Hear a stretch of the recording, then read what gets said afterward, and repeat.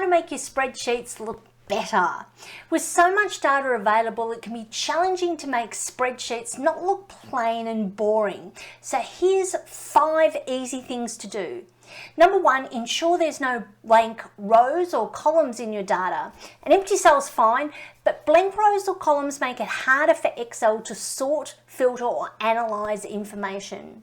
Number 2, switch on freeze panes. This feature will lock the row and or the column headings, making it easy for you and others if you share your spreadsheet. Scroll down or across the spreadsheet with the row or column headings displayed visible so you know what data is referring to.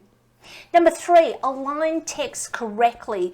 Often when data is imported from other programs, the formatting of text and numbers can be altered. So maybe things are left aligned when they should be right aligned or centered. We want to make them all the same. So for example, if you have decimals, you want all the decimal points to be right aligned. Number 4, create clear headers. Not only is it visually attractive to see column headings that are perhaps in bold, it makes it easier for Excel to determine that that is the heading.